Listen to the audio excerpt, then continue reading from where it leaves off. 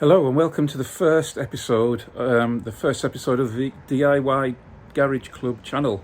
This is future me, which means nothing to you because you haven't seen the video yet, but I feel like I have to give this little intro because after editing the video it's clear that I am no good on video and I need to get better, and the audio quality is not great, so I just ask you to bear with it. Future videos will be better, microphones were purchased, and I learn how to act in front of a camera. So sit back and enjoy the first episode of the channel.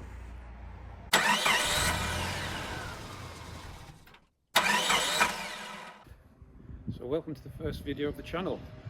This is my Copart Fiat 500 and I'm going to be doing it for my daughter. Looks okay, doesn't it? Well, let me show you the damage. So down here it doesn't look that great, does it? But nothing too problematic. You've got a wing, a bumper that might be saved, and a couple of lights. I know you can get tab kits for these lights, so you don't have to blow for a new headlight, but there are problems below this that may mean Copart didn't describe the car accurately. I'll talk about that later. Inside it looks clean enough. Don't know if you can see that there, but if you saw that pop up, but 47,000 miles. It just needs a clean in here. Quite basic, no air conditioning that I can see. 5-speed manual, but yeah, it looks pretty good. Bodywork's okay.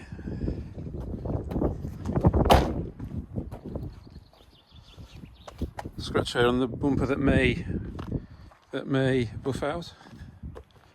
I see the damage there. Scuff down the side, which I think, as you can see, there's nothing much there that won't pop out. Some rusty wheels. The world's smallest parcel shelf. But apart from the damage,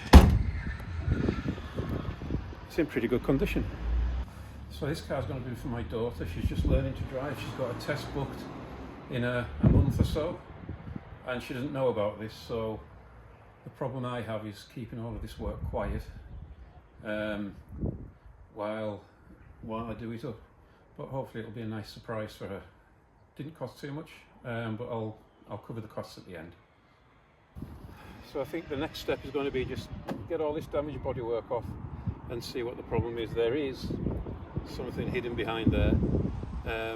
I found this out when it came on the trailer with a flat tyre, so I put this Get Me Home tyre on as soon as it came off, and then I realised something was amiss under here that maybe Copart should have said, but they didn't. But as we all know, with Copart it's buyer beware. You're not buying a guaranteed car, there's no warranty, you get what you pay for, and it's up to you to understand what you're biting off. Let me go and get something and I'll show you what I mean.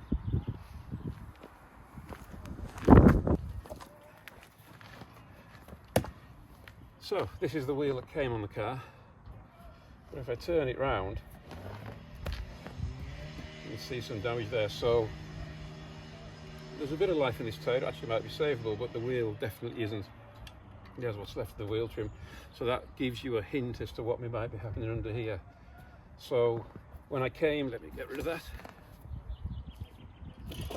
So when I came to put this tyre on, it was fouling against here, so the car has taken a knock and the whole suspension's been pushed back.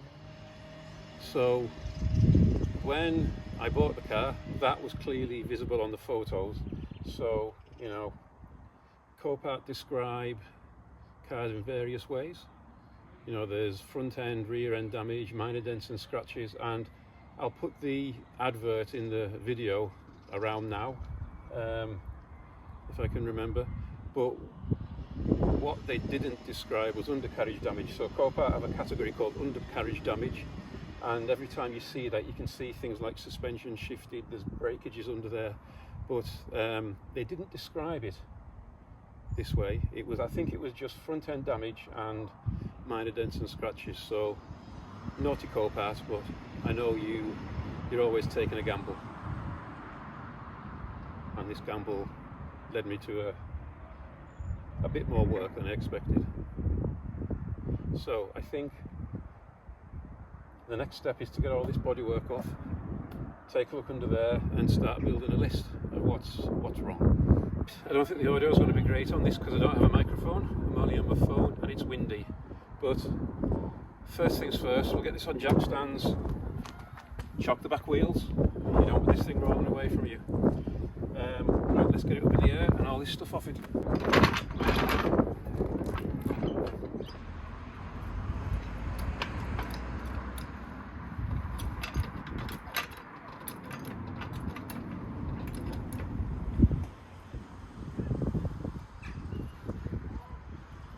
Undo these before you lift the car up.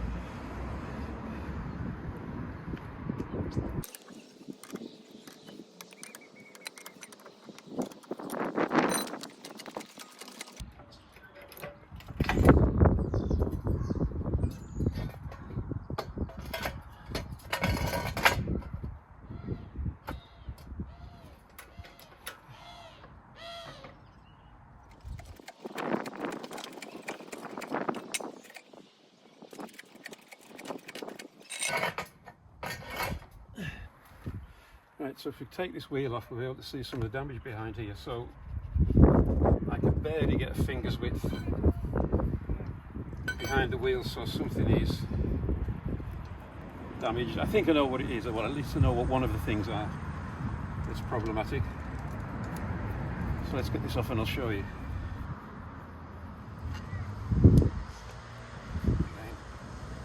I hope the audio is okay on this. There's traffic everywhere, it's windy. I need to buy a microphone. I must remember not to talk away from the camera.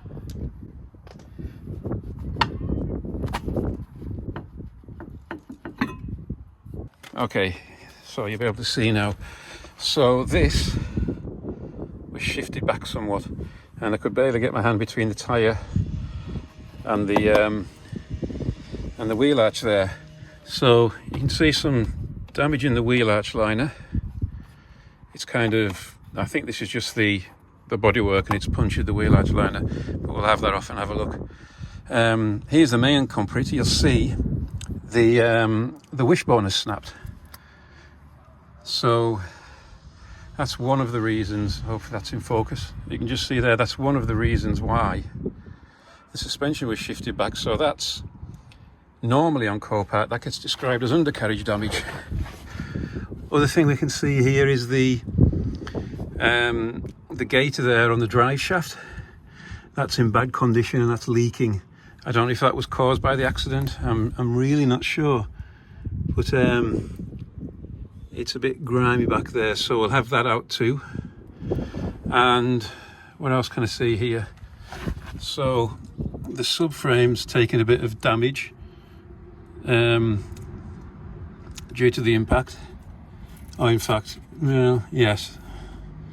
I don't know, we'll have to open this up and inspect it, but there's been some stress there. I think it might be okay, but it's taken a knock there. You can see there's an indentation in the subframe, and that has been knocked in. What knocked that in? I really don't know. I wonder if the whole suspension was shifted in the accident, the whole suspension was shifted up, and that knock is by the drive shaft. And I wonder if the drive shaft came out and it's just been shoved in loosely. So we'll see. But there we go. So a little bit rusty, but just surface rust. So we'll have all of this. Yeah, there's some rust on this gaiter up there, some oil on that gaiter as well. So we'll have all of this out. The body panel's off, and then we'll see what's going on. So it's time to remove the bumper. So it's 4 Torx bolts under the bonnet there, across the top, and then you have to remove the wheel lining and clear out some clips, and then in addition to the 4 on top there, There are also 3 Torx bolts along the bottom. These ones were particularly rusty, but I managed to get them off no problem. And then once they're free, it's just a case of unclipping the bonnet, unclipping the bumper along the joint there by the wheel arch. I don't know what it is with. I really don't know what it is with clips. This is the thing I fear on cars: plastic clips. I actually break one here. I watch YouTube videos on how to remove these bumpers, and it's undo the bolts, give the bumper a wiggle, and it comes free. This felt like it had been glued on with super glue. I don't know. It just puts the. I just know anywhere on a car. I know any time I'm going to encounter a clip, I'm probably going to break it. So I'm really timid here and struggling. But you know, eventually I get there.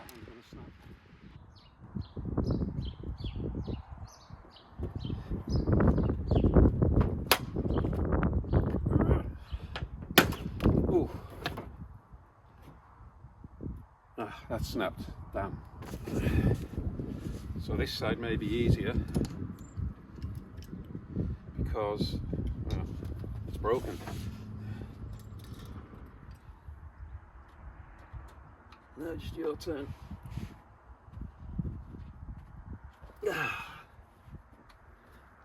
No, that's not coming.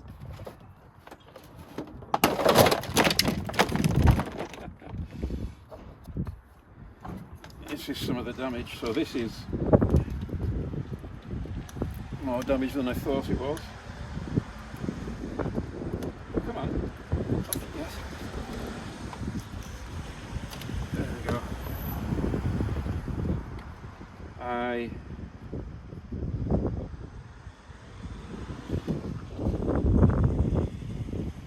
I don't know if that can be saved.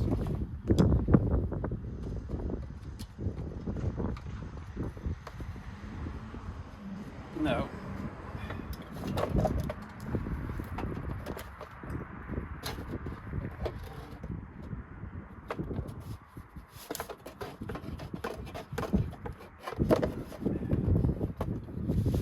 Okay.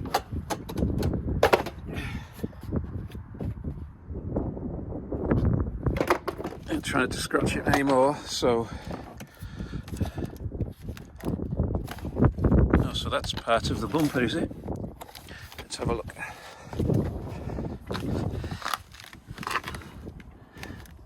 Now it looks like that's glued on, so I can maybe repair that. There's a small crack here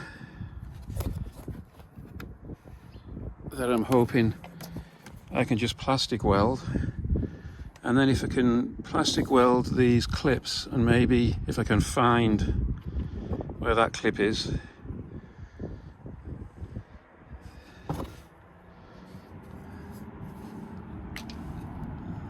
this is quite possibly savable. So I need to repair that, maybe weld that, hopefully I can. And there is the corner piece there. I need to see if we've still got that. It's probably still attached to the bumper, this piece here. In fact, yes, there it is, still attached to the bumper. Sorry, to the wing. Okay, let's try and get this wing off. I know there are bolts at the top here. There's one under there, some there, there's one there, and there's some under here. Oh, that's bent. That's interesting. One there, and I think there might be one further up. But there's a better view of the suspension in daylight. That's very mucky and yucky up there. One important point, bargain and label your bolts. You don't just want to reassemble your car with a big box of bolts and not knowing what goes where. Bumper. Let's try and get the headlight out. There's a bolt here. I think that might actually be it. Oh, let's get that clip.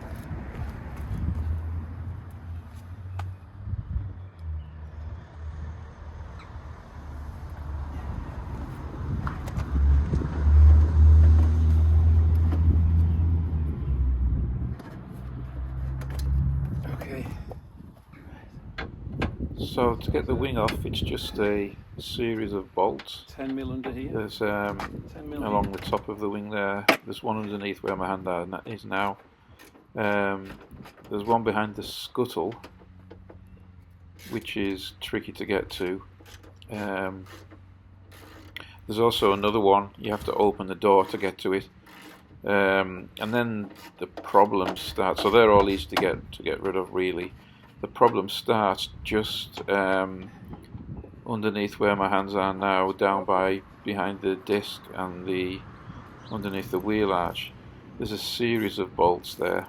The problem we have is that there's also a lot of seam sealant down there. So the wing is bolted on and it's glued on by that seam sealant. The problem is that seam sealant also covers a lot of the bolts. So right here I had a real hard time. I think one of the bolts I could get out, but the rest were either covered or partially covered in seam sealant. So there was a lot of cutting and pulling away of the sealant. But yeah, eventually, after some frustrating dirty work, we got there, and then the bolts were free, and it was a case of just leveraging the wing away the best you could without actually bending it. It doesn't really matter in this case because the wing is scrap, but yeah, just taking as much care as possible. Okay, so YouTube just seems to suggest I just force the thing off, which is, the thing's damaged, so I'm not going to hurt it anymore. But it's a good job I watched the video, because apparently there's another bolt behind there.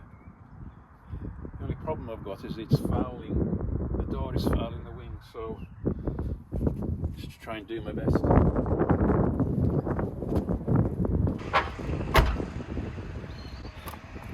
So I must have everything off now. Let's see if I can get the thing off.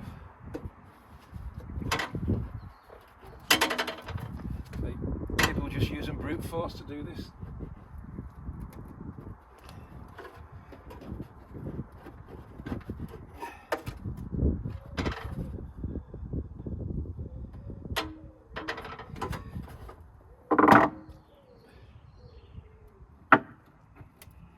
Okay, that's a wing bending. But I think I need to take a Stanley knife to this. So I need to get a Stanley knife to this. So 1 second. There you go.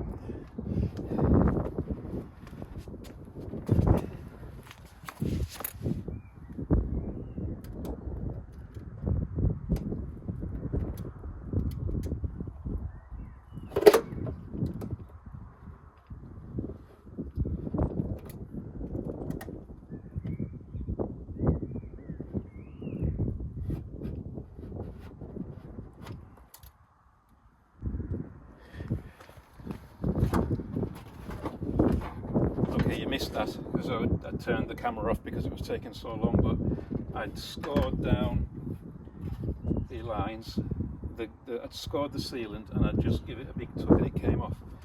The problem I've got is the indicator repeater. I just can't unplug it. Oh.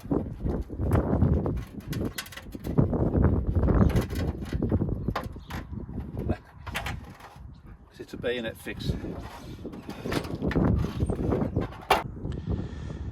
Okay, so checking for damage now. The wing is off. Everything looks fairly straight. There's a little bit of a bend there that needs straightening out. That's okay. This is the thing, so this is the sealant I was talking about. So I'm going to have to get that off and I'm going to have to reapply it, but you know, I reckon that could cause you alignment issues because there's a thickness there that's going to offset the wing. But anyway, a bit of rust starting up there maybe. This is all quite crusty. Maybe need to do with some protection, but the discs are quite good. Plenty of meat left on the pads. As I say, this has only done 47,000 miles, so I imagine it's had a service. Let's have a look here. This all looks fairly straight. Is that bent under a bit? Not sure. Let's check, see if we can see it the other side. Yeah, we can't. We can't. But okay, let's build up a bit of a list. So we need to disassemble this and see what's going on, but definitely need a wishbone, and then we need to check for damage on the subframe. I hope there's a bit of a gap there, so I hope that hasn't been twisted. Let's look at the other side to see what that looks like.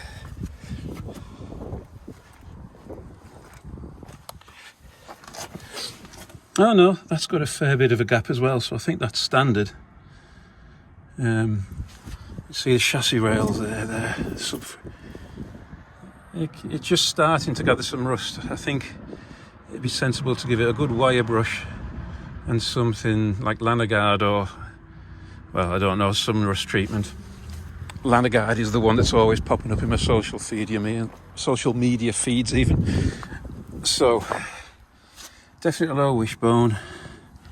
I need to check out this drive shaft because that looks, you can't see if I can get some light in there to go with that. You see that's twisted up, that gaiter is all twisted up and there's oil everywhere. And there's a, you know, it's maybe been like that for a while because there's a healthy covering in there. Yeah, if you look up, well, there's oil everywhere, so, or grease at least. So we'll have to look at that drive shaft. Same here, just lots of rust, surface rust starting, so a good clean down. And some protection and clean all of this up. But yeah, brakes, discs and pads seem quite good. So what else? So let's start again. So wishbone, which we'll do in pairs. Possibly need to look at the drive shaft, clean all of that up in there. Obviously new wing, straighten that the best I can. Is that ripped? No, it's just the sealant. New headlight, or at least, well, hopefully, you know, there's one of the tabs. Hopefully I can get a tab kit for the headlight, but if not, new headlight. Probably a new daytime running light. Let's go up to the bumper. So I think I've got everything that come off here, so I'm going to see, certainly glue. Let's go around here. Glue this back on. So this is the mounting for the daytime running lights. You see there are all the tabs that are broken off. 1, 2, 3. See if I can plastic weld this here. And I have the tab that came off here. See if I can glue it and then plastic weld it, all of that in place. And there's the, I broke the bit off the mount on the other side, but I think that's fine. I think we can do without that. But anyway, the reason I want to try and repair this bumper, because it's in good condition, there aren't any scratches on it. But a new one of these off eBay in colour, which you never know if it's going to be scratched to bits or not until it gets there, is, you know, £200 to £250. So if I don't have to replace that, that's a good saving. And obviously the wing needs replaced, so wings in colour, let's see, turn you around. So wings in colour on eBay seem to go between 60 and £80, maybe 100. The lower price ones have damage, scratches. I know I can get a brand new painted in the right colour for £150. So I'll decide later about what I want to do there. But I think the next jobs on this car are the suspension related ones. Let's see if we can clean all this up. Suspension is next, and then my daughter can have a car. So, time to go shopping, I think.